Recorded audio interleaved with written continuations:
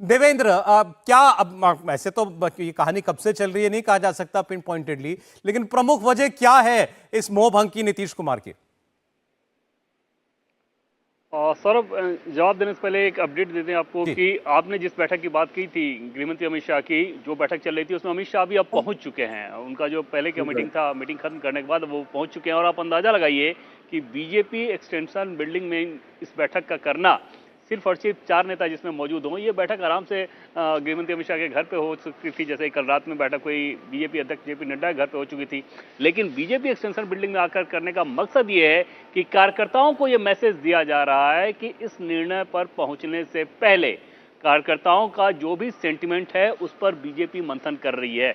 जबकि हकीकत यह है कि परसों से ही गृह मंत्री अमित शाह ने बिहार बीजेपी के जो भी बड़े नेता हैं, जो उपलब्ध थे उनसे दिल्ली में मुलाकात की, जो उपलब्ध नहीं थे उनसे फोन पे बातचीत करके गठबंधन को लेकर उनसे राय ले ली थी। उसके बाद शाम में पीएम के पास पहुंचे, 3 घंटे बैठक हुई। उसके बाद की कहानी हम लोग जानते हैं।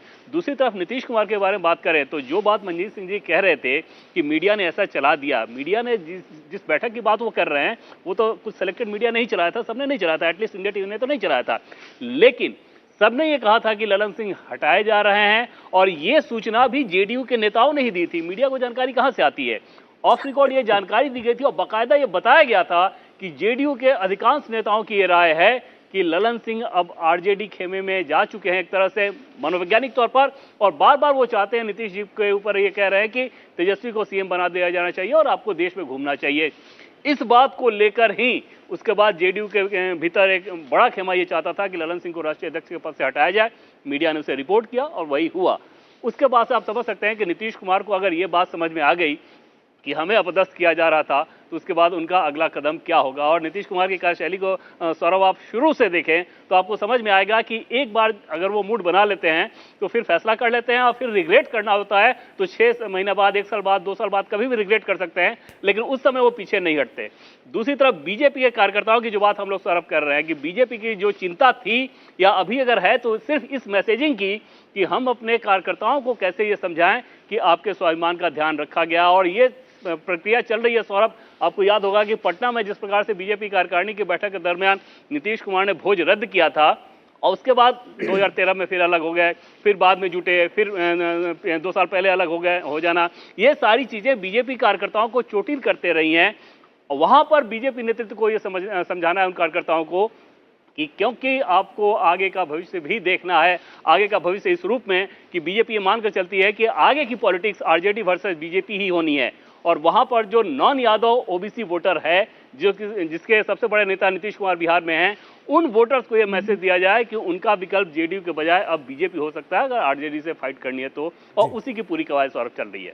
जैन जी, आरोप आपके ऊपर है कि आपने मजबूर किया नीतीश कुमार को यह रिश्ता तोड़ने के लिए।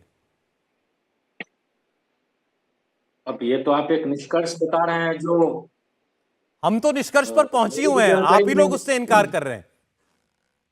है ना। हम तो कह रहे हैं कि इस तरह की कोई जानकारी, किसी भी तरह का संशय, वो सिर्फ और सिर्फ मीडिया के इकोसिस्टम में तैर रही है।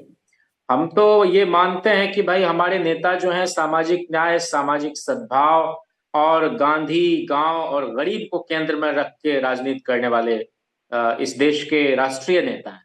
और वो लोग जानते हैं कि उनकी क्या विश्वसनीयता है और उन्होंने किस तरह की राजनीति की है, कैसे सरकार चलाई है, कैसे गठबंधन चलाया है।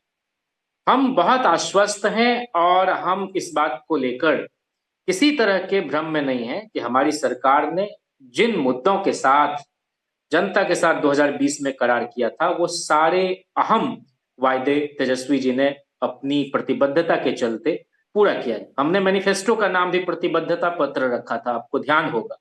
और लंबे समय के बाद घोषणा पत्र की गंभीरता और विश्वसनीयता को कायम करने का श्रेय श्री तेजस्वी यादव जी को जाता है। मेरा ये कहना है कि जो नवजात शिशु होता है प्रसव गृह में, उसको नमक चटाकर उसको काल कवलित नहीं किया जाता।